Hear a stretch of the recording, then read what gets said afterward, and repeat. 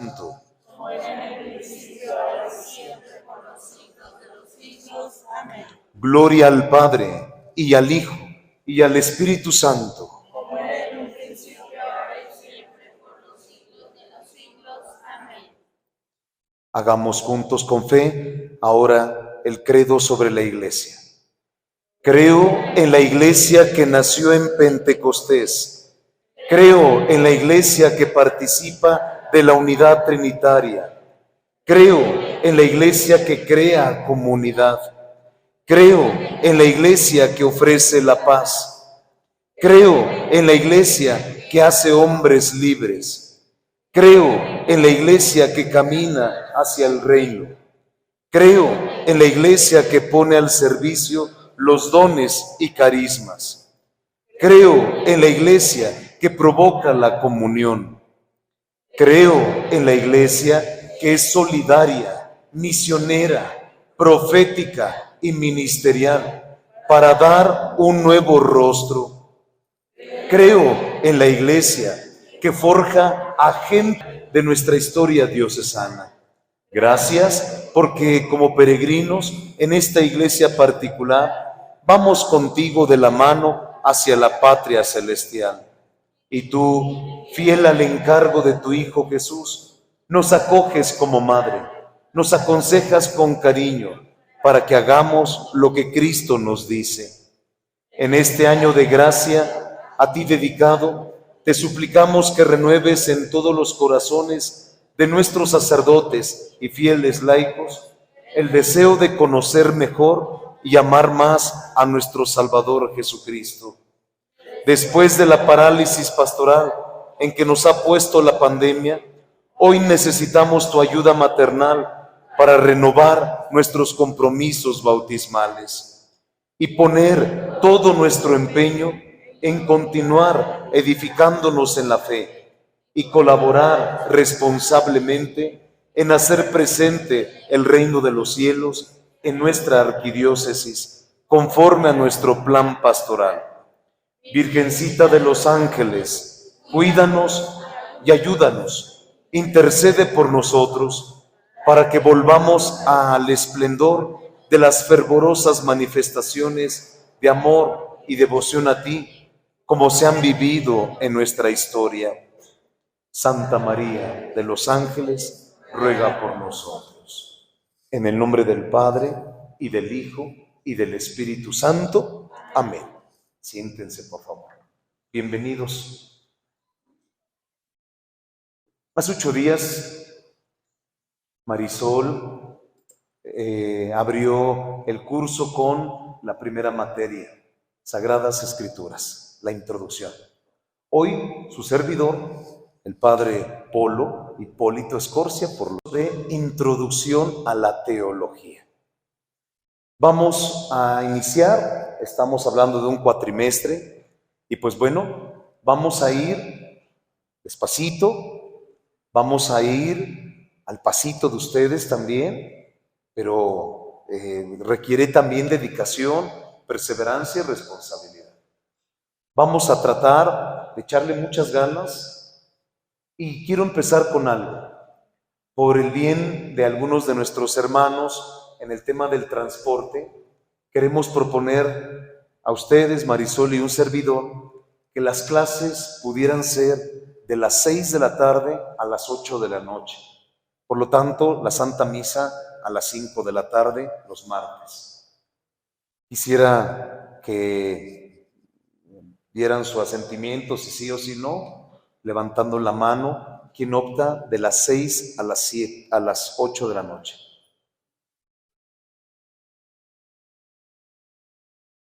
Muchas gracias. Pues entonces, si Dios nos presta vida, a partir del próximo martes, de las 6 de la tarde a las 8 de la noche, tendríamos las clases para que también no se vayan muy tarde. ¿Sabes? Muy bien. Mari, ¿algo más? Tenemos el servicio del canal de YouTube, que ya nos hicieron también esa invitación de registrarnos o de suscribirnos. para que pues se dé de alta el canal. Y entonces así, pues poder ver en varios momentos la clase, por si no quedó un poquito la cuestión de la clase entendida. También pues contamos con el material, el manual que ya Marisol hace 8 días les compartió, el de Sagradas Escrituras. Hoy su servidor les va a hacer llegar el manual de Teología Fundamental. Así se llama nuestra materia. Introducción a la Teología Fundamental. ¿Sale? Entonces, pues el material nos ayuda también para darle el repaso a lo visto y adelantar un poquito la materia para que el maestro no nos agarre dormidos en la clase. Y es más, si adelantamos un poquito la materia, vamos entonces a poder ver que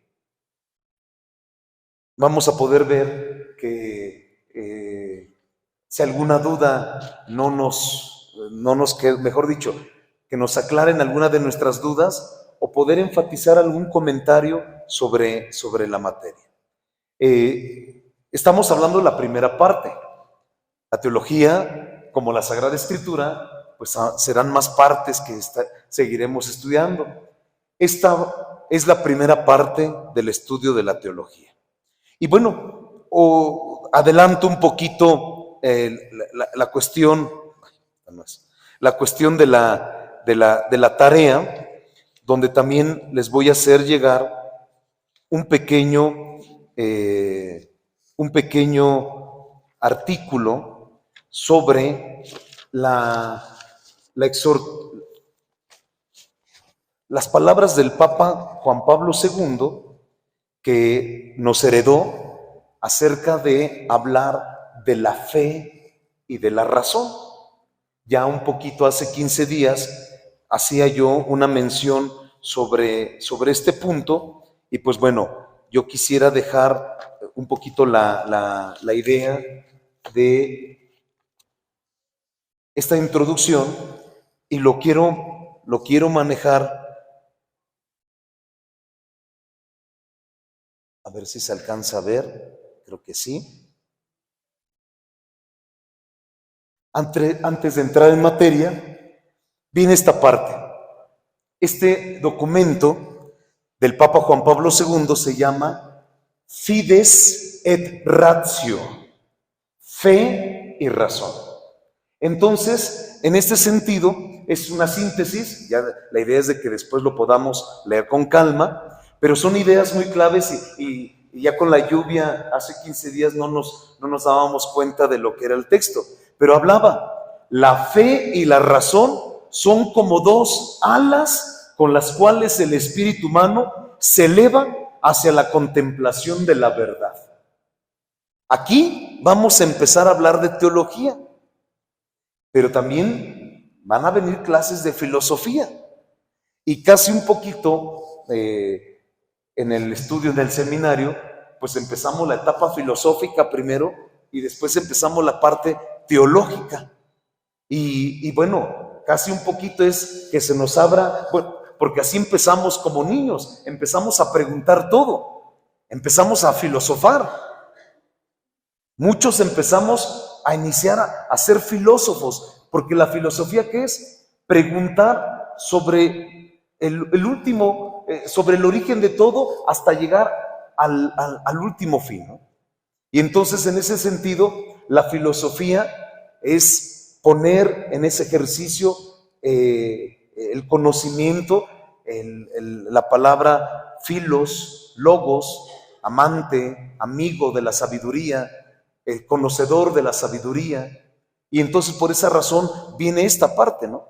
Que para entrar en el estudio de Dios, en el estudio de las cosas de Dios, necesitamos no estar peleados, la inteligencia con la fe, la razón con la fe. Por eso, ayúdenme nuevamente a leer esta frase. La fe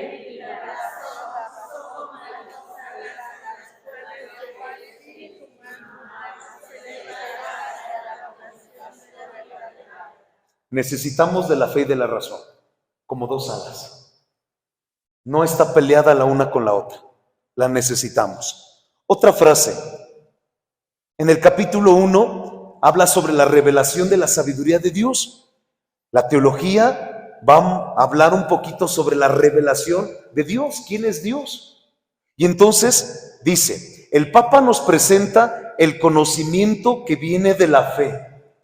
La revelación como conocimiento de Dios mismo hace del hombre. Además del conocimiento propio de la razón humana, capaz por su naturaleza de llegar hasta el Creador, y entonces existe un conocimiento que es peculiar de la fe. De eso trata el capítulo 1, de la Fides Ratio. También viene un capítulo 2, Credo ut Intelleiam. La sabiduría todo lo sabe, la sabiduría todo lo entiende. Del libro de la sabiduría, en el capítulo 9, versículo 11. De ahí se toma el Papa de esa frase del libro de la sabiduría al decir, la sabiduría todo lo sabe, todo lo entiende. Salud. En este segundo capítulo se destaca que en la Sagrada Escritura está la seguridad de que hay una intensa unidad entre el discernimiento de la razón y el de la fe. Y que ciertamente no podemos prescindir del conocimiento que allí nos entrega Dios si es nuestro de tener respuestas sobre nuestra existencia. Entonces, vamos armándonos esas preguntas muy naturales en el ser humano. ¿Quién soy? ¿De dónde vengo? ¿A dónde voy? ¿Quién es Dios? ¿Quién hizo Dios? ¿O cómo surgió Dios? ¿Dónde está Dios? Y son las preguntas filosóficas que nos podemos hacer de Dios para entrar entonces al estudio de la teología. De ahí que dice esta parte. En la Biblia se ve la convicción de que hay una profunda e inseparable unidad entre el conocimiento de la razón y el de la fe. Se demuestra cómo el pensamiento bíblico, basado en esta unidad, había ya descubierto una vía maestra hacia el conocimiento de la verdad. La imposibilidad de prescindir del conocimiento ofrecido por Dios si se quiere conocer plenamente el camino que todo hombre debe recorrer para responder a las preguntas fundamentales sobre la existencia. Entonces, como que la base está en la Sagrada Escritura, como siempre, porque a través de la palabra de Dios tenemos una base sólida ante nuestras propias preguntas existenciales. Un tercer capítulo, Intellego ut credam, caminando en busca de la verdad.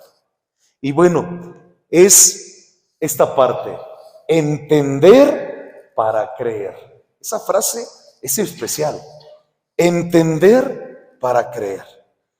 Acuérdate qué le pasó a Tomás. Y es más, le ponen hasta Tomás el incrédulo. Tomás, mira, trae acá tu dedo. Tomás, mira, mete acá tu mano. No sigas dudando, cree. Porque está esa frase, hasta no ver. Y bueno, en este capítulo 3 se nos habla entender para creer. El Papa Juan Pablo II considera esta premisa, que el hombre desea conocer la verdad. Y el hombre, con su razón, desde toda su vida, se interroga sobre todas las cosas. Incluso la vida diaria muestra cuán interesante está cada uno en descubrir más allá de lo conocido de oídas, cómo están verdaderamente las cosas. A ver, por ejemplo, nos hablan de la luna. ¿Alguien ha ido a la luna? ¿Pero qué dice? Te llevaré a la luna. La luna de miel. Pero en esa parte dice, ¿conocemos la luna? Pues no. O sea, tenemos los que tienen un telescopio, de los que a lo mejor nos hemos metido a algún programa de Discovery Channel o cuestiones de esas, vamos viendo la luna, pero ¿alguien ha pisado la luna? No. Y sin embargo, ¿qué? ¿Crees que existe la luna? ¿Pero has pisado la luna? No, no la hemos pisado, pero crees que sí existe, ¿no? Entonces va por aquí un poquito esta parte, que en esta verdad también se encuentra el testimonio de los demás. Cuando no somos niños, a nuestros papás les creemos todo. A mí me llama la atención aquella película de Eugenio Derbez, que a la niñita que está enfermita, su hija, le cree todo, ¿no? Le cree todo. De que su mamá se sacó una foto con tal fulano y le cree todo. ¿Y la niña qué hace? Le lleva la información a sus compañeros de la escuela y todos les, estás loca, ¿no? No puede ser. Pero ella le cree todo a su papá. Entonces, en ese sentido, las verdades simplemente creídas son mucho más numerosas que las adquiridas mediante la constatación personal. Pues por ahí va también esta parte, porque con Dios, vamos a hablar de Dios, y ponemos la existencia de Dios. Y más los adolescentes, los jóvenes, dice, pruébame la existencia de Dios. Yo te puedo comprobar cómo fue toda la cuestión del Big Bang. Y así, te lo puedo comprobar. A ver, tú compruébame a Dios. Capítulo 4.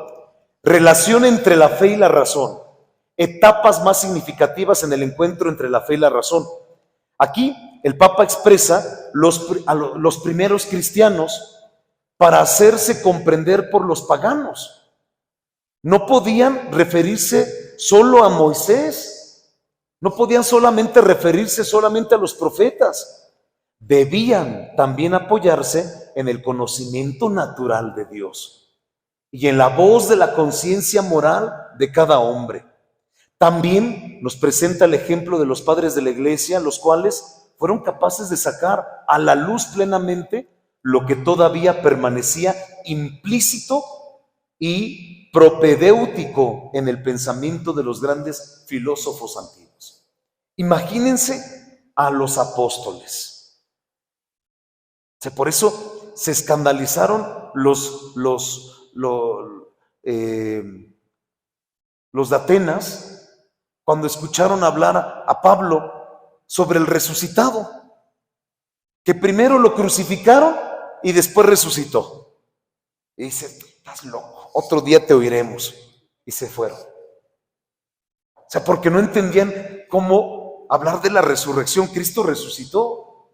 Entonces es curioso esa parte, ¿no? Que ante esta situación, ¿cómo es de que los apóstoles empezaron a hablar de estas personas importantes en el tema bíblico, ¿no? Moisés, los profetas, y cómo entonces hacer entender a los del entorno, los romanos, todo ese imperio romano, de que Cristo se entregaba en este contexto muy especial, de que hay una historia de salvación y que Cristo es la constatación de este plan,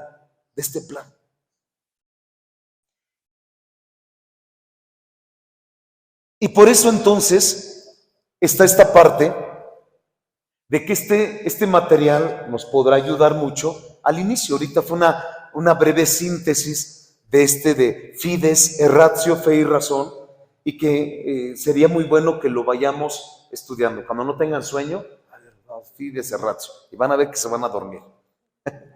Bueno, muy bien. Vamos entonces a entrar en materia. ¿Qué es teología? A ver, vamos por ahí, queridos amigos. ¿Alguien ha escuchado la palabra teología? A ver, Javier. Sí la has escuchado. ¿Tendrás en cuenta el qué será la teología? Lo que surja de tu corazón y de tu mente. Es que desde la prepa yo escucho ese término y la prepa nos decían el significado en latín, que teo es Dios y logos tratado es un amor o algo relacionado con Dios. La parte etimológica, ¿no? Muy bien, gracias, gracias. A ver, ¿alguien más? ¿Alguien más? Chavo, ¿qué te suena esto? ¿Qué es la teología? A ver, más o menos.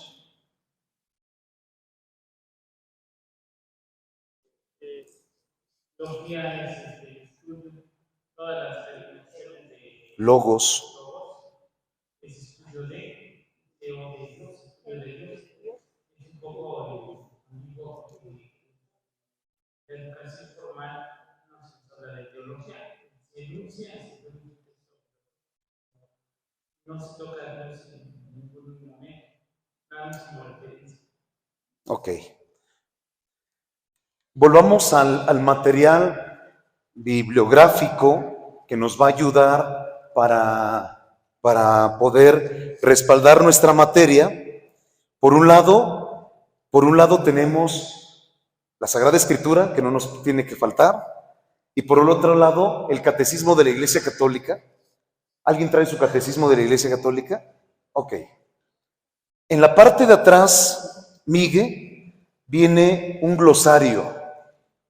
A ver, búsquenme en el glosario teología. Un glosario, no el índice. A ver, ¿quién es el catecismo más rápido? Viene un glosario, está en la parte de la T. Eso. A ver, ahora, si ya lo encontraron, antes de que me lo digan, vienen muchos numeritos ahí. ¿Ya o no? Todavía no es cierto. Todavía están paginando así. ¿No, Angie? A ver, está un glosario. Y yo ya lo encontré. Luego.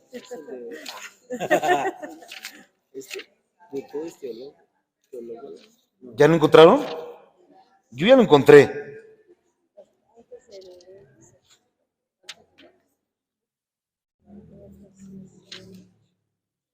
Bueno, hay varias. Teofanía, testigo, o tratado teológico, ¿no está?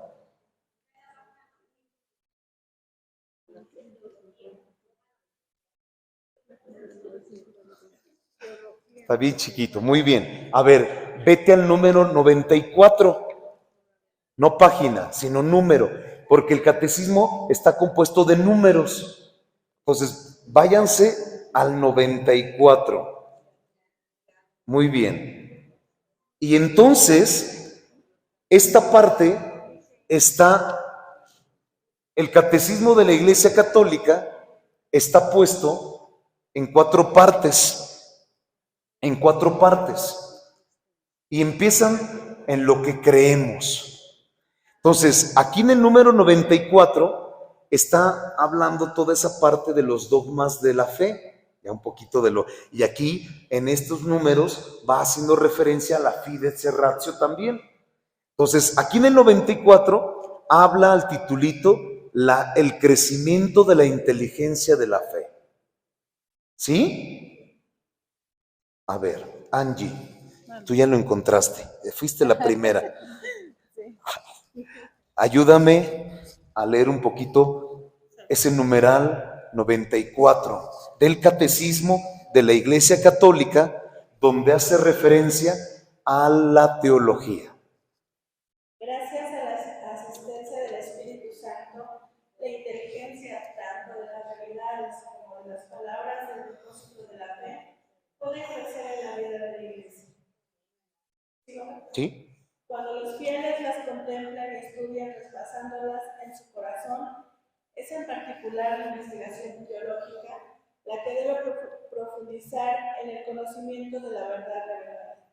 Cuando los fieles comprenden internamente los misterios que viven, divina Elogia.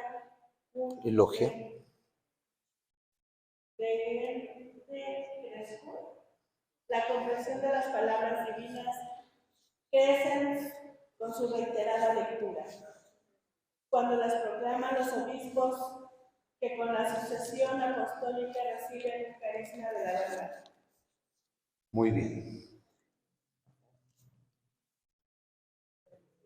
Hasta ahí, 94. ¿Sí? Esa parte del 94, entonces, y otra de las bondades que tiene el catecismo es de que después de que nos da toda esta parte de la catequesis o del tema, al final trae un resumen. Entonces, pues bueno, aquí nos está hablando del crecimiento de la inteligencia de la fe. Muchas gracias. Entonces, ¿qué es la teología? Habla de fe, inteligencia, y entramos entonces que la teología es ciencia. Porque para todo tiene que haber una ciencia. Moy, ¿qué es ciencia?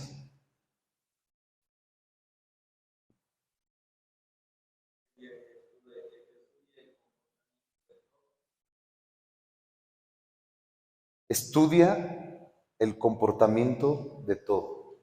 Ok. Y entonces si hablamos ahí, por ejemplo, en la parte de la psicología, es una ciencia. ¿Alguien es psicólogo de aquí? ¿Qué será la psicología? Estudia el comportamiento de los actos humanos, la mente, algo así, ¿no? La historia, ¿alguien es historiador? Pati, ¿qué será la ciencia en la historia? La historia como ciencia. ¿Sí? El estudio de los hechos, los acontecimientos, ¿no? Entonces, cuando hablamos de teología, también es una ciencia. ¿Por qué?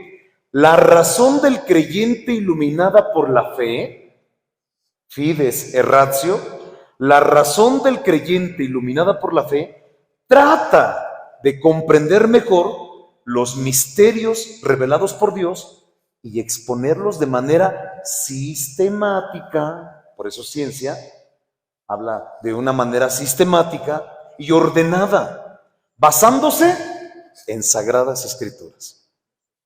Basándose en la Sagrada Escritura y en la tradición de la iglesia.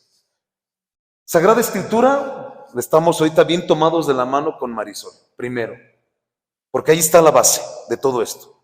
Y la tradición quiere decir lo que los apóstoles escucharon, vieron, vivieron con Jesús y lo transmitieron a los discípulos, a los demás, los apóstoles, los 12, y después surgieron los discípulos. Y de los discípulos surgieron más, y a eso le llamamos después los santos padres, que San Gregorio, San Agustín, San Ambrosio, San Atanasio, San Gregorio Magno. Esos son los santos padres. Y después viene ya todo el magisterio de los papas, por su teología. Entonces, viene, ahí está, computadora hermosa. Viene esa parte que por eso es ciencia, porque la razón del creyente, iluminada por la fe, va a tratar de comprender mejor los misterios revelados de Dios. Entonces, cuando hablamos de teología, es hablar de los misterios que Dios ha dado a conocer, ha revelado, y de los cuales se exponen de manera sistemática, de manera ordenada. Ya hace 15 días les decía, vamos a estudiar después Trinidad. Trinidad es una de las materias de la teología. Cristología, cuando hablamos del Espíritu Santo, cuando hablamos de los sacramentos, cuando hablamos de la iglesia, cuando hablamos de María. Esas son las materias de la teología. Cristología, Trinidad, eclesiología, Mariología, sacramentos, neumatología, Espíritu Santo. Esos son las ramas que se desprenden de la teología. Pero la base está en las Sagradas Escrituras y en la tradición. Muy bien. Entonces, nuestra base está aquí. La teología se basa de la Sagrada Escritura y de la tradición de la iglesia. De allí se hace la teología. Dice, vamos a empezar a hacer teología. Es decir, a ver, háblame de Dios, tu experiencia de Dios. Y entonces dice, pues bueno, la experiencia de Dios empieza con un versículo de, como lo que les decía yo hace 15 días con Pedro, ¿no? De la carta de San Pedro, ahorita que estamos con la carta de San Pedro, decía, estén siempre dispuestos a dar respuesta de todo el que les pida razón de su esperanza. Esa frasecita es una cita bíblica de la palabra de Dios, de la Biblia. Estén siempre dispuestos a dar razón de su esperanza. Y entonces, si empezamos a hacer teología, nos basamos de la Biblia para que entonces empecemos a ir descifrando, por ejemplo, ese versículo. Estén siempre dispuestos a dar razón de su esperanza. Y entonces, si empezamos a hablar de teología, pues empezaremos a decir esto, ¿no? Que se trata de una tarea permanente, ¿no? Que donde quiera que se encuentren los cristianos, tienen que dar testimonio de su fe. Por supuesto. Donde quiera que esté un cristiano, tiene que dar razón de su fe. Lo hacen desde un principio, pues por su mera presencia, ¿no? En donde están trabajando.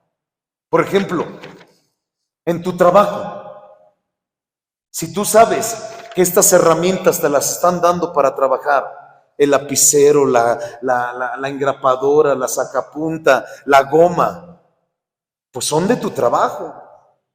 No te los tienes que embolsar para tu casa.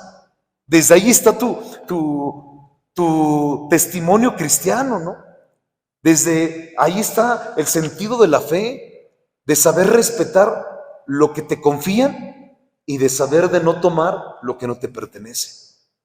Y entonces desde allí está una manera en que se vuelve una encrucijada del trabajo. O a veces puede suceder, pues es que en mi lugar donde trabajo, pues los patrones son adoradores de la muerte. Yo no creo en eso, me siento mal.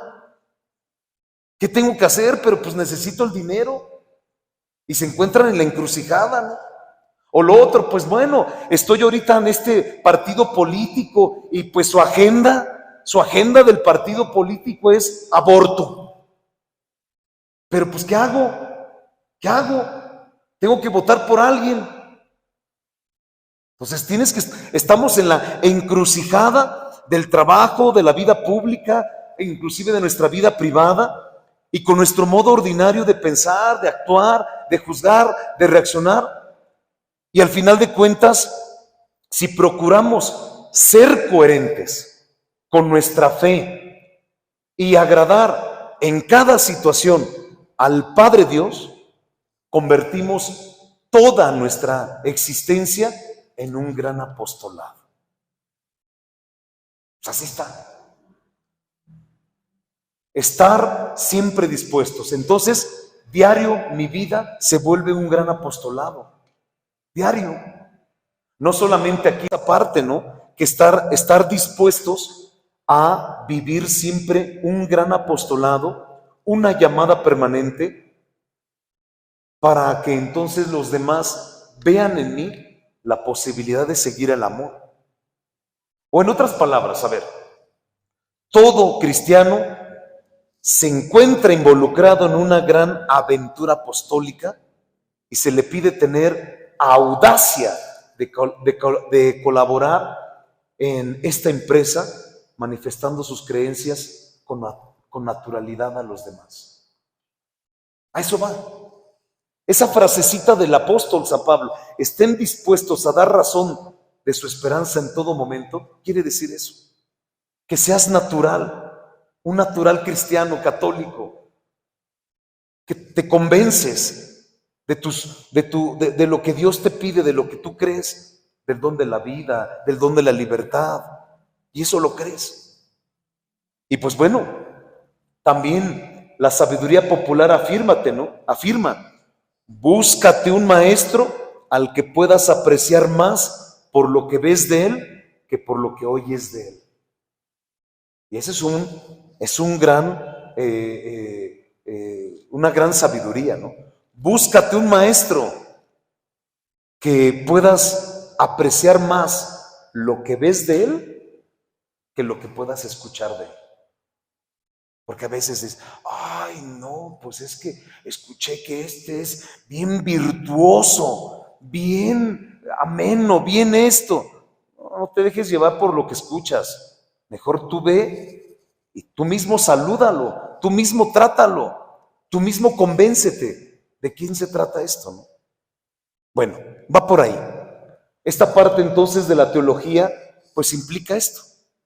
Esto que tiene que estar, para hacer teología, necesitamos de la Sagrada Escritura, necesitamos de los que fueron los testigos oculares y de los que oyeron todo el Señor. Y de ahí basarnos para hacer la teología.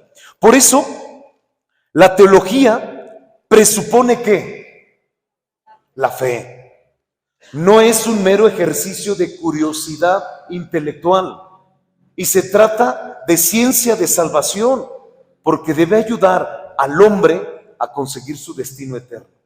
Por eso decimos que es ciencia. ¿Vamos bien o no? ¿Sí o no? Está interesante este dibujito. Es la iglesia, ¿qué? ¿Qué tiene ahí la iglesia? Grajes, como una máquina, ¿no? Entonces una máquina a veces tienes que empezar a ver de dónde se le mueve aquí, qué tuerca tiene, y que tiene toda una manera de que fue construida, ¿no? Y que tiene unos resortes y que tiene unos engrajes y demás, que es un arte, ¿no? Pero ¿quién está moviendo todo? ¿Quién le da cuerda? El Espíritu Santo, ¿no? Y entonces la teología es una ciencia en el cual todos los que estamos aquí, pues tenemos un modo traemos una historia, tenemos muchas cosas muy especiales por querer corresponder a Dios, y por lo tanto pues vamos tratando de conseguir de José Luis Alarcón. Naciste con partera en el hospital, y tienes un lugar, ¿no? Ahí. ¿A qué hora naciste? En la noche. Nocturno el hombre. Entonces, tenemos un origen. Y decir, pues, de padres sencillos. Mi padre tenía esta escolaridad, sencillos en la fe. Y decimos, pues, eran de esta economía, vivíamos en esta colonia, y así vamos viendo el origen, ¿no? Para entender quién es Miguel. Y pues ahí vamos viendo, no, pues me desenvolví en un ambiente, no sé, muy agradable, porque pues había mucha seguridad. Otros, no, pues me desenvolví en un ambiente muy conflictivo, que había bandas, que había esta situación de inseguridad, y pues bueno, por eso soy lo que soy, ¿no? Pues todo empieza por un origen. Pues lo mismo acá. ¿Cómo vemos el sentido, la naturaleza, el origen de hacer teología, de la actividad teológica.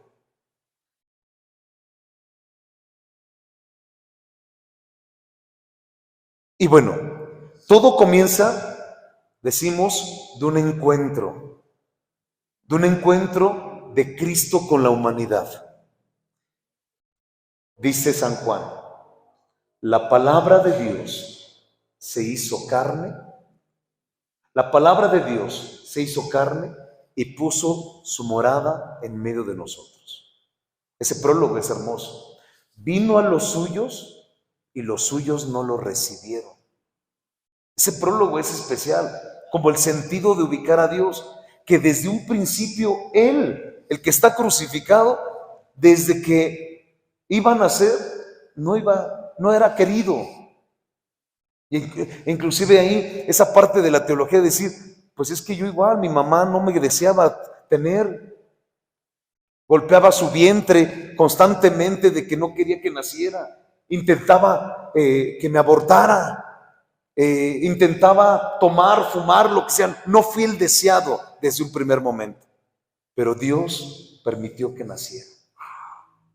Entonces, cuando escucha una persona una historia de Jesús, que es el logos que se hace carne, la palabra que se hace carne, y que desde un principio no fue querido, no fue aceptado, pues uno dice, yo también, ya somos dos. No me siento identificado, no me siento querido, aceptado, amado, valorado. Pues así también Dios. A pesar de que no fue amado, Él vino a los suyos. Él vino. Y entonces es allí donde Él quiere entregar esta historia de amor, porque lo que Él quiere es salvar, redimir, cueste lo que cueste. Y este dibujo pues nos da a conocer esto, ¿no? Que para hacer esto, entonces, por eso escoge a unos hombres para que estén con Él, caminen con Él, lo vean, lo escuchen, convivan, y que empiece la iglesia naciente, y que para que entonces puedan dar a conocer de lo que han visto, de lo que han escuchado del Señor, y empaparlo al mundo entero. De ahí nace la teología, ahí es el origen. Por esa razón, pues vemos entonces, ¿a qué llamamos teología? Llamamos teología a la actividad de los creyentes que tratan de comprender más profundamente que la palabra de Dios. Si nos quedamos con esa definición, hasta ahí es fundamental. Y complementamos lo que hace 8 días con Marisol nos venía dando esa introducción, en la introducción a la Sagrada Escritura. Queremos comprender la palabra de Dios, queremos entenderla, queremos hacer ese ejercicio, esa actividad de tratar de comprender las palabras de Dios que me quiere dirigir a mí. Y aquí viene algo más, ordenada, sistemática, en base a la Sagrada Escritura, la tradición de la Iglesia y con el magisterio con guía. Pues vuelvo a retomar esto que ya en un momento ya había dicho. La base de la teología, ¿qué es? ¿Cuáles son? Sagrada Escritura, tradición, magisterio. Se suma uno más, el magisterio. El magisterio es todo lo que enseñan los papas. Los papas. Entonces, una manera, a ver, ¿qué documento les dejó Marisol hace 8 días de tarea? Dei Verbo. ¿Qué quiere decir? El verbo de Dios, ¿no? Dios se hace, el verbo de Dios hizo carne, ¿no?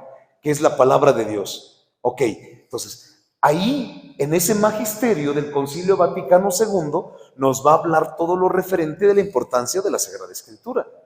Y ahí nos va a complementar que para comprender la Sagrada Escritura, nos va a llevar para ponerla en práctica, para hacer la teología. Ok, entonces, esto es importante. ¿A qué llamamos teología? a la actividad de los creyentes. ¿Para qué? La palabra de Dios. Y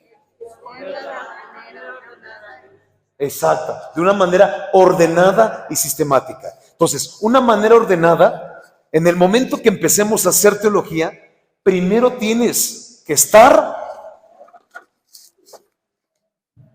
en oración. Y después, tener tu Sagrada Escritura.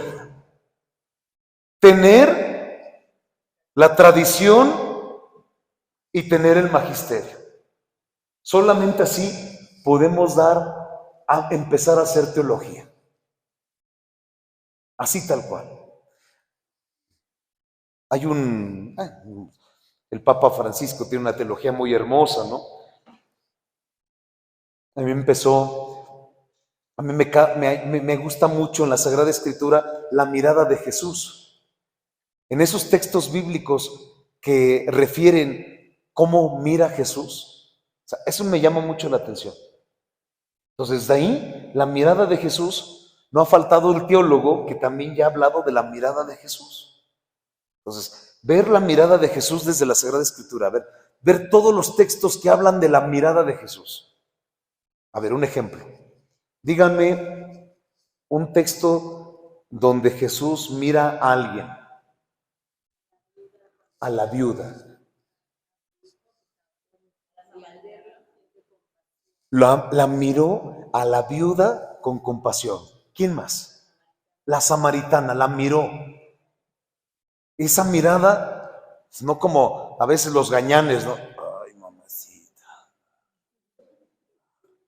Con irrespetuoso, no. Es una mirada de amor. Que a pesar de que le está diciendo, dame de beber, él le dice, yo tengo un agua que con ella no vas a volver a tener sed jamás, ¿no? Otra mirada, la mirada cuando ve la adúltera mujer, ¿quién te acusa? ¿Quién te está juzgando? ¿Quién te quiere condenar? Voltea la adúltera y dice, nadie, pues yo tampoco te acuso, vete y no vuelvas a cometer las mismas burradas. Otra mirada, el chaparrito, que es Zaqueo. Y ahí se explicita tal cual. Dice que Jesús llega y ¿dónde está Zaqueo? En el árbol. Y dice, lo miró y le dijo, Zaqueo, bájate pronto, que hoy quiero hospedarme en tu casa. Pero una mirada, Zaqueo, bájate, no sigas haciendo el ridículo. Ya, órale. No, o sea, baja Zaqueo y lo lleva a su casa. Y yo creo que como cuando nos invitan a su casa y el que nos está recibiendo está, ¿qué te sirvo? Refresquito, te sirvo unas galletitas. Y uno está así. Yo creo que la mirada de Jesús fue así, siguiendo a Zaqueo. Ya tranquilízate. Y cuando se tranquiliza Zaqueo dice, estás aquí. Mira, si a alguien he defraudado, le restituiré 4 veces más. Y es más, la mitad de mis bienes se los voy a dar a los pobres. Y Jesús nada más mirándolo. Hasta que habla Jesús y le dice, hoy ha entrado la salvación a esta casa. Muy bien. Otra mirada a Mateo. De ahí se basó el Papa Francisco, ¿no? Ya se me fue la palabra. Mirándolo con amor, lo siguió. Jesús lo mira con amor. ¿Y qué le queda a Mateo? Seguirlo. Entonces, de ahí, de un texto bíblico, se hace teología. Porque entonces ya te pones a investigar, a ver, vamos a investigar todas las miradas de Jesús. Todo en orden. Nos vamos con la Sagrada Escritura. Después nos vamos con la tradición. A ver, ¿qué han dicho los apóstoles? ¿Qué han dicho los santos padres sobre la mirada?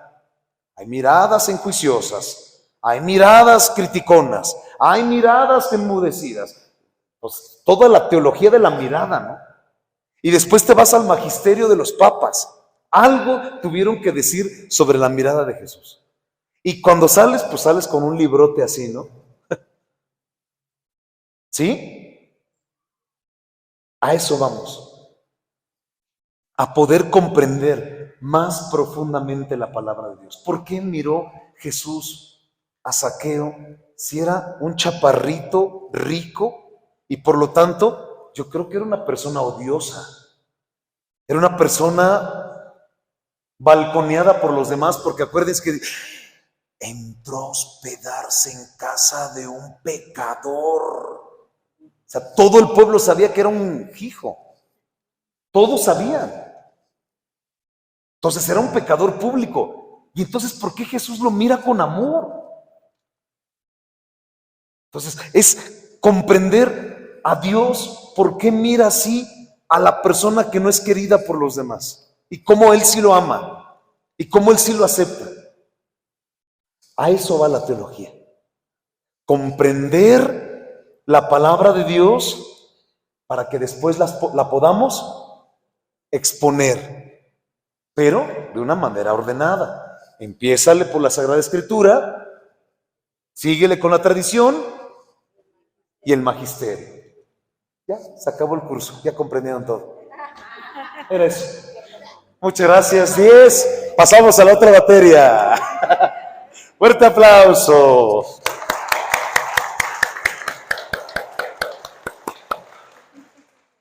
Muy bien. Pero la teología presupone la fe en el Dios vivo de la revelación. Voy a hacer teología, pero si tengo mis cuestionamientos sobre Dios, digo, está bien, porque acuérdate que la filosofía me ayuda a preguntar, pero todo presupone de la fe en Dios revelado.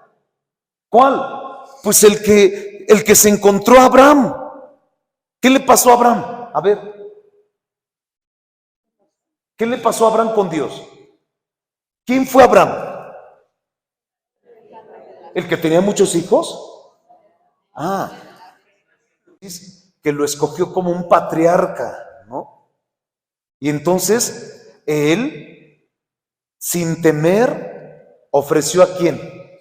A su hijo, llamado Isaac, y lo iba a sacrificar.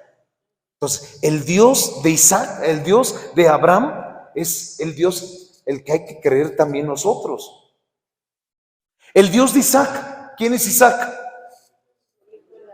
A ver con él, ¿qué historia traemos con Dios?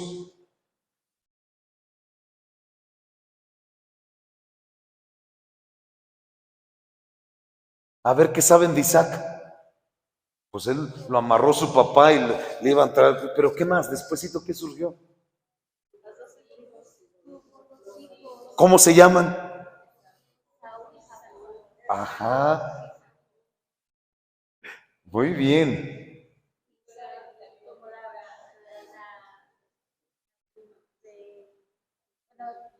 Fue bendecido por en lugar de ¿Cómo quedó?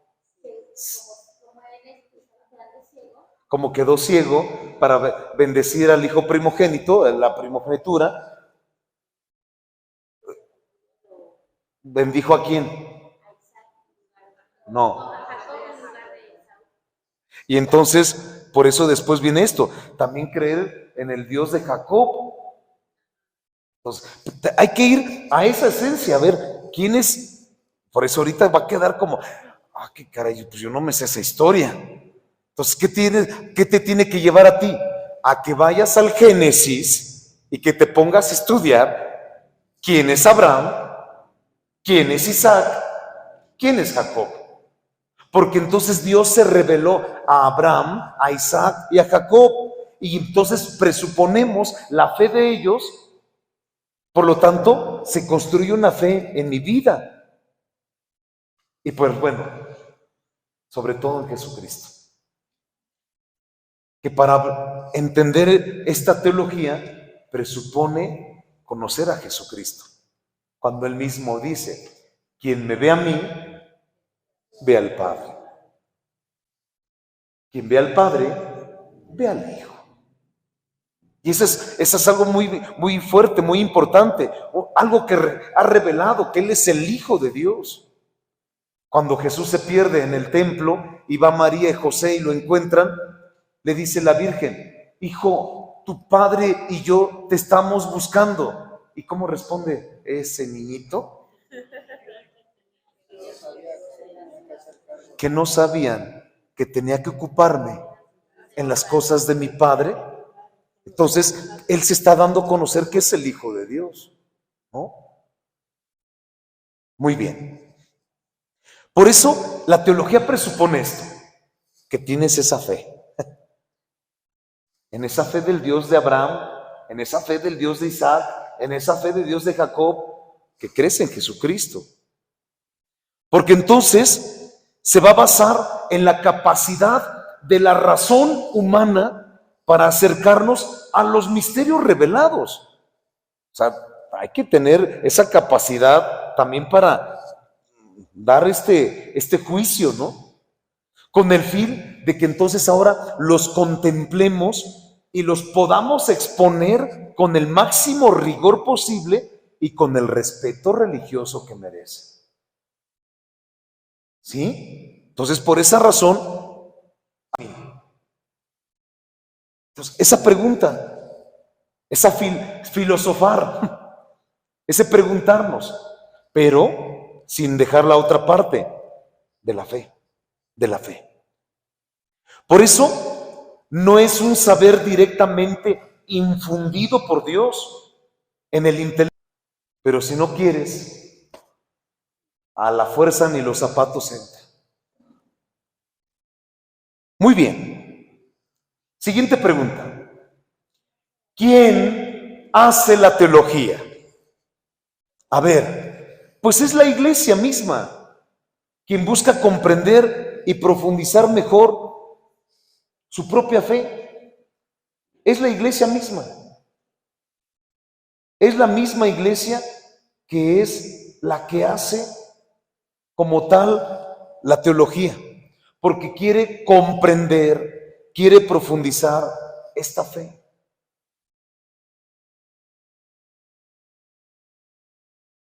¿Te acuerdas cómo reprocha Jesús a sus discípulos? Cuando le dice, uno de los discípulos, espero que me digan quién es: Maestro, muéstranos al Padre, y eso nos basta. Y le dice Jesús,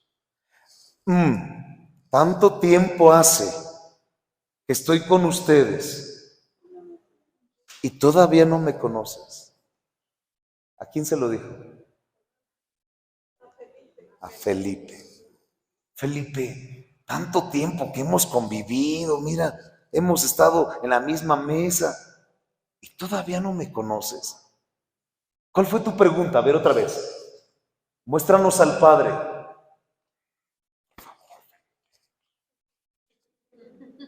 Y por eso Jesús después dice, quien me ve a mí, ve al Padre.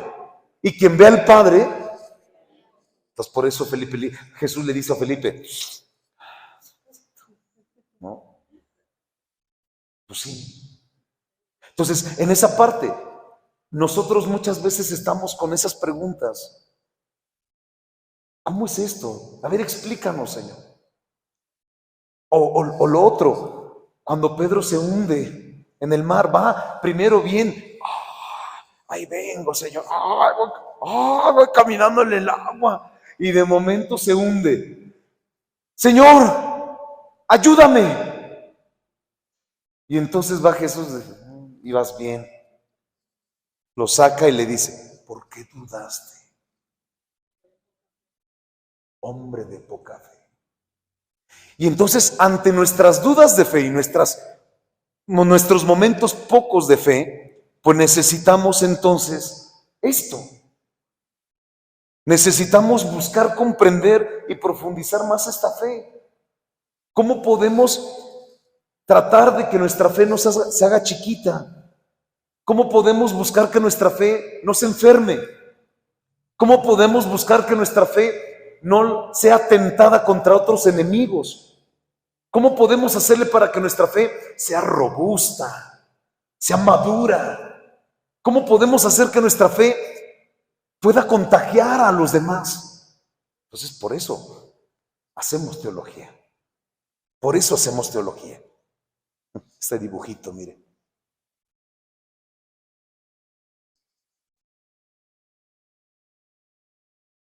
La teología está en continuidad con esa búsqueda humana de la verdad. Entonces, esa teología está en continuidad. Dice, en continuidad. Es decir, no nos podemos cansar. Siempre estamos en continua búsqueda. Siempre estamos buscando algo nuevo. Escuchando el texto, por ejemplo, el del pan. Yo soy el pan vivo que ha bajado del cielo. Yo creo que desde hace muchos años, ¿no? Y entonces, cada vez que escuchamos esa revelación de Jesús, que Él es el pan vivo que ha bajado del cielo, que todo el que coma de Él tendrá vida, el que tendrá vida, ¿no? O sea, cada vez que lo escuchamos te tiene que dejar algo nuevo, algo. Por eso la teología cristiana está con esa actividad filosófica y científica, siempre. Así hacemos teología. Estamos con esa necesidad de conocer más a Dios. En pocas palabras. No me puedo quedar con esto que ahorita me lo estás diciendo. Por eso algunos se van a adentrar. No. Yo entonces vi que hay un glosario del catecismo de la Iglesia Católica. A ver, me voy a buscar todas esas palabritas. Iglesia, gracia, pecado, santificante. Y te vas a adentrar y vas a decir, wow, si yo no sabía esto.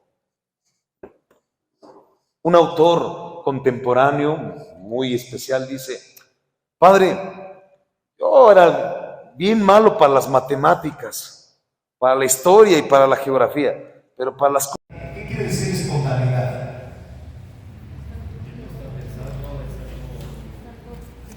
Que se te viene, lo primero que sale, algo espontáneo, algo natural. ¿Qué más? Algo que no se ensaya, sino te sale, sí. La teología espontánea, una teología espontánea, pues es aquella comprensión de la fe que tiene todo creyente por el simple hecho de serlo. Estoy seguro, como les decía el domingo, aquel campesino decía, pues usted estudió, padrecito, la Trinidad, muy bonito, qué bonito nos habló. Pero pues yo lo entiendo así, Dios es uno, como este blanquillo. Y pues son tres personas unidas, que se aman, que se apoyan, que el uno al otro sirven. Y entonces rompo el blanquillo y está el cascarón, está la yema, está la clara. ¿Son tres blanquillos, tres huevos? No, es uno solo. Pero cada uno tiene una función muy especial y hacen unidad. ¿El campesino estudió teología? Pues no. Viene esa parte tan simple, como muchos de los dogmas que vamos después a estudiar. Los dogmas de la fe, dogmas de fe, surgieron primero porque el pueblo ya lo creía. Cuando hablamos de la asunción de la Virgen, pues es porque por lógica decir, a ver, si esta mujer elegida por Dios para ser la madre de Jesús tenía que ser llevada al cielo, no se tenía que echar a perder en un sepulcro, tenía que ser llevada al cielo, conmigo lo que sea, pero con la madre de Dios tenía que estar en un lugar predilecto. O sea, la gente ya lo entendía desde un primer momento. La Virgen María no se quedó en un sepulcro, tuvo que ser llevada al cielo. Llevada, o sea, el término es asunta, en cuerpo y alma. Claro. Y entonces ya el pueblo mismo empieza a manejar estos elementos de fe, pero los vive. Y ya después el magisterio, ya después el Papa, la Iglesia, lo concretiza en un dogma de fe, algo que se debe creer y ya no más. Entonces, por esa razón, esta comprensión deriva de la atención de la mente hacia la verdad. Buscar, claro, esa adecuación de la, es lo que significa que cuando le preguntan a Jesús, ¿qué es la verdad? Es la pregunta que le hacen. Y en la filosofía uno dice, pues la verdad es la adecuación de la mente con la realidad. Esa es la verdad. Algo que lo conozco y existe. Algo que no es real, pues es algo que no lo comprendo y pues no lo veo caminando, volando, nadando. Entonces, la verdad, ¿qué es esa? Esa adecuación de la mente con la realidad. Por esa razón, esta comprensión deriva de esto, ¿no? De la verdad. Y por eso la teología existe, porque es en primer lugar un desarrollo natural, espontáneo de la vida de fe. Es una manifestación de vitalidad espiritual. Quien de verdad ama a Dios, desea conocerle con más profundidad y con más detalle. Entonces, si nos vamos a la pasión de la teología, pues es esta. ¿Qué me apasiona regresar a la clase de teología? Pues porque amo a Dios y necesito conocerlo más. Ya hay un presupuesto. Creo en Dios, amo a Dios, pero necesito conocerlo más. Así, mira. Así. Es como cuando uno está enamorado y deseas ver a la persona. O sea, sabes qué es sentir atracción por la persona. Sabes qué te mueven esos sentimientos. Sabes qué es amar. Y entonces necesitas que encontrarte con la persona. No una, sino varias veces. Y es más, y si me quedo contigo, mejor. Y si es para siempre, ya empezaron así, David.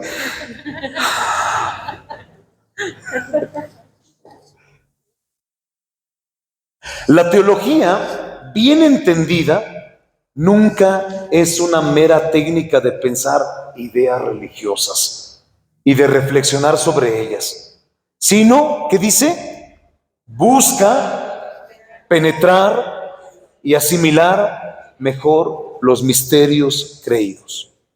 Entonces, si entendemos bien una teología, no va a ser una técnica de ideas religiosas o de reflexionar bien sobre ellas, no, sino que busquemos la manera de asimilar mejor los misterios creídos. Eso, asimilar mejor lo que creo.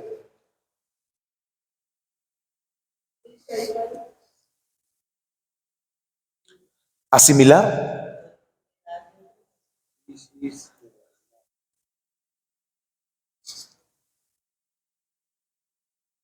Él es el Cordero. ¿Quién sabe inglés? ¿Contador? ¿Poquito? Pues it is the... Él es el Cordero de Dios. Porque, good, está en inglés. Está en inglés, ¿eh? Él es el Cordero de Dios. It's the Lamb of God. Él es el Cordero de Dios. ¿Sale?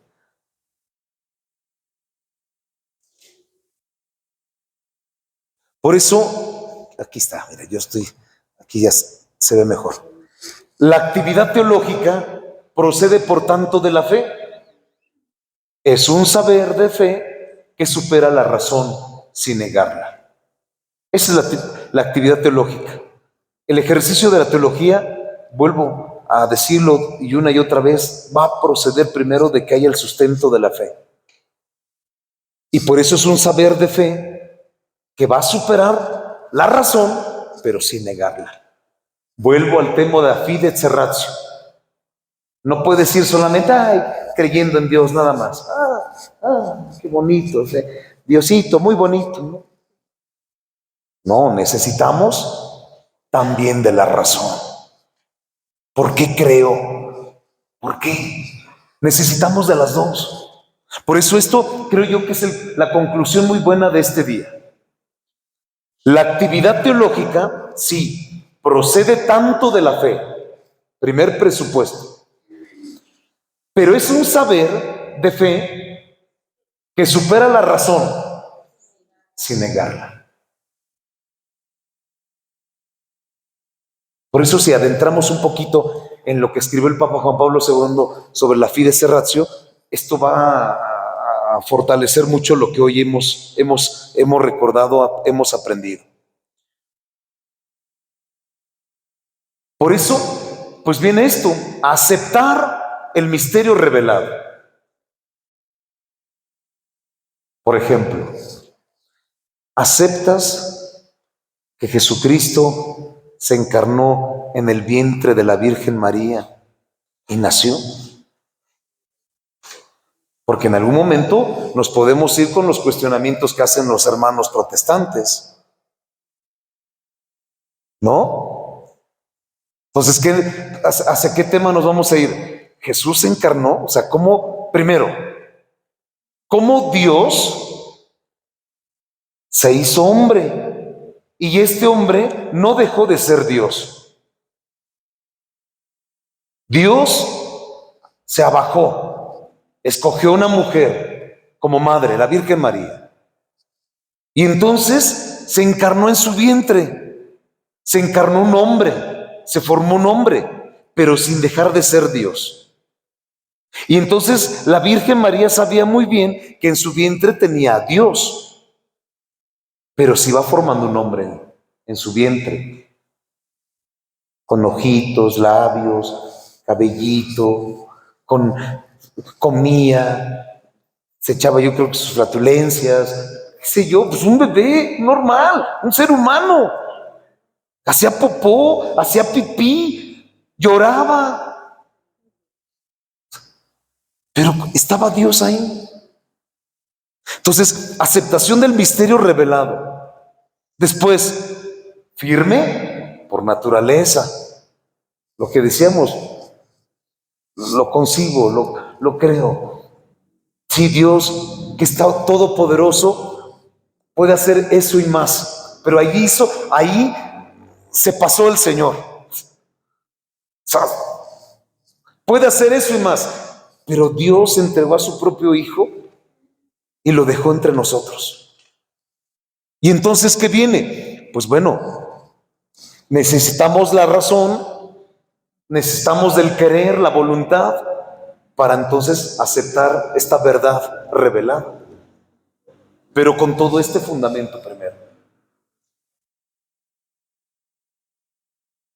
Cuando se empezó a ubicar todo lo de los dogmas, híjole, no es solamente hasta este santo que ahorita se me olvidó cómo se llama, cuando estaba hablando de que la Virgen María tenía que ser virgen, ¿no? Y entonces entre los mismos monjes que estudiaban teología había esos debates, ¿no? Y que entre el franciscano, porque era un franciscano el que expuso esto, y entre los dominicos, y entre los dominicos y los franciscanos uno decía, es que no es posible, los dominicos. Entonces es muy interesante ver cómo a veces estas verdades reveladas, si nos quedamos con la sola razón, híjole, podemos equivocarnos, podemos volvernos tan soberbios, podemos volvernos tan cerrados, tan necios. Pero por eso se requiere el otro. Un misterio de la salvación, el misterio de la salvación, pues que se requiere ese sentido de fe, de esa cuestión inteligible, de esa coherencia,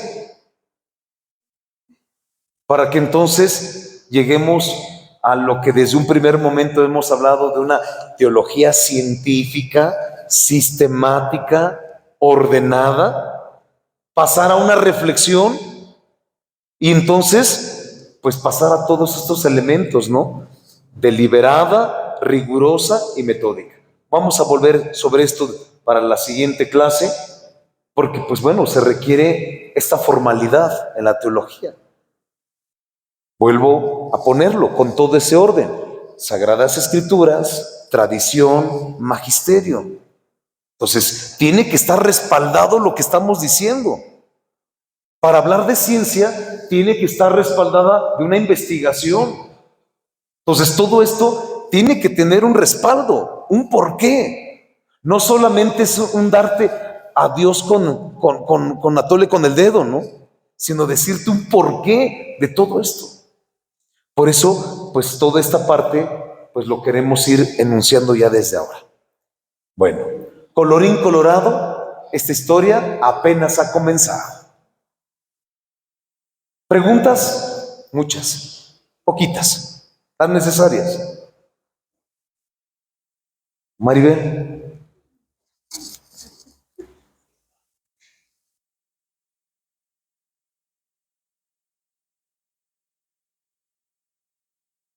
Muy bien. Entonces voy a compartir ahorita en la noche el manual, por favor, y si Dios permite, voy a compartir esta presentación. ¿Sale?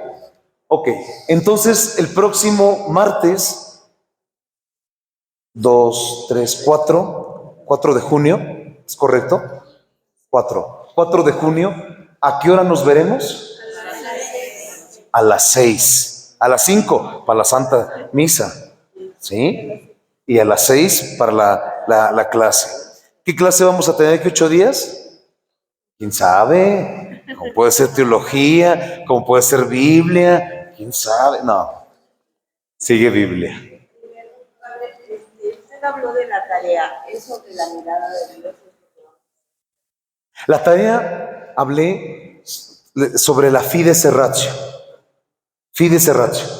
Que le den una pequeña leidita. Di una introducción en un primer momento, porque es necesario. Marisol hace 8 días les habló de la Dei Verbum. Es un elemento muy especial ahí, que lo tengamos muy al alcance para poder comprender todo lo que viene y lo podamos ir contemplando. Si hay palabras, si hay frases, algunas cosas que no se entienden, algunas las encontrarán aquí, en el glosario. Vayan directamente, ayudará. Pero algunos traen como 4 o 5 números que te dan razón de eso.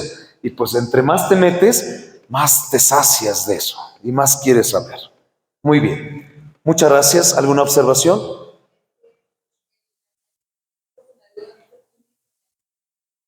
Índice analítico. Bueno, a lo mejor vamos a empezar también por hojear un poquito el catecismo, conocer que el catecismo trae, la presentación es muy buena. En la presentación, el Papa Juan Pablo II le encarga al Papa Benedicto Ratzinger que se encargue de esto. Entonces viene ahí el porqué de todo este material y viene inclusive las partes en las que se divide este libro. Y vuelvo a decir, se desarrolla en numerales, tiene muchas citas bíblicas, tiene mucho magisterio, tiene mucha tradición, tiene muchas citas bíblicas en la parte de atrás, de todo donde está tomado todo esto, tiene patrística y pues bueno, este índice analítico. ¿Así le titula? Perdónenme ustedes. Este índice analítico. Disculpen por no haber sido propio en él. El índice analítico y bueno, trae toda esta parte de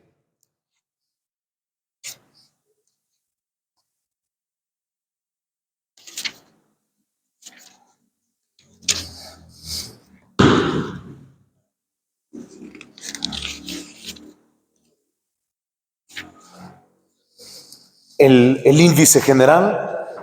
Y pues bueno, nos va a ayudar, es una base muy especial, muy necesaria. Sí.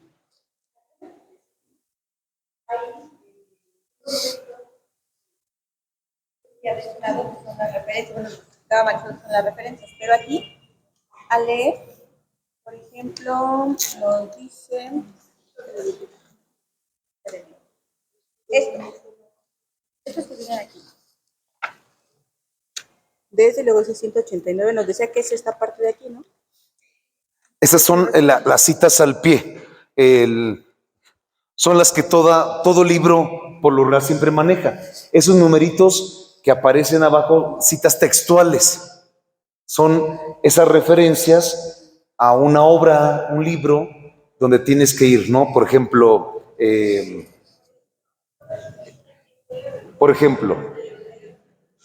confrontar, CFR, quiere decir confrontar. Confrontar, Santo Tomás de Aquino, en la Suma Teológica, en el tomo 1, cuestión 25, artículo 6. Entonces, tienes que tener la Suma Teológica para ir hasta allá. Entonces, son las citas textuales que aparecen en esos numeritos. El fundamento de esa frase, ¿no? Pero los números negritos son el numeral como la Biblia, ¿no? Los versículos y los capítulos y los versículos, ¿no? ¿Sí? ¿No? El catecismo. A ver, vamos al primer número. Los que lo tengan, busquen la página.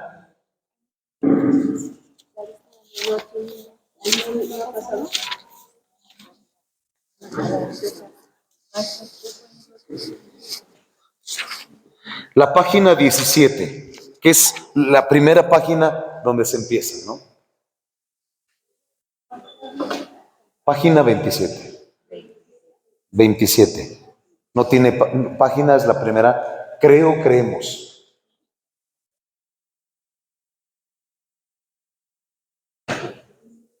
Ok. Entonces, a ver, vamos a ir página 20, página 16, perdón, 17, página 17. Página 17, a ver, un ejemplo. Trae un número ahí, cuando dice en el título, creemos, y trae un número, 26. Entonces, así empieza la numeración de todos los párrafos. El siguiente es el 27, etcétera. De ahí empiezan, es una numeración continua. ¿Sale? Esa es la manera de numerar, el párrafo. Ok. Dentro de ese párrafo, trae, ahí no tiene ningún numerito, ninguna cita al pie de la página, pero por ejemplo nos vamos al 27. En el número 27, lateral derecho, trae 355 punto y coma y 1701 con asterisco. Entonces, esos números son los números del catecismo. Ve hasta el 355, no la página, ve hasta el 355 el numeral, correcto. Entonces, esto que te está hablando del deseo de Dios, te lo va a volver a referir en el 355 y en el 1701.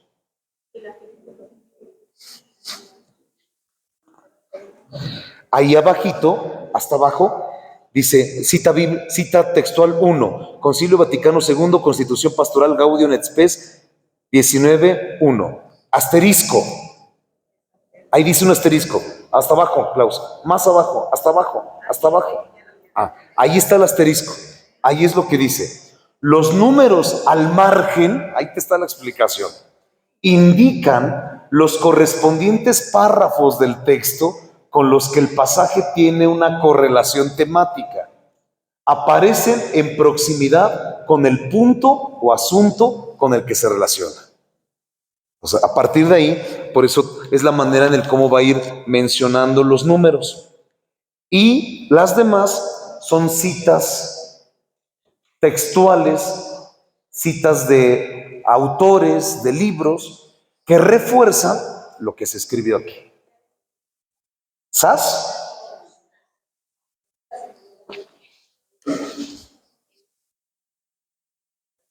Entonces, ¿aquí estaba? Sí. Ok. Muy bien. ¿Terminamos? Pónganse en pie.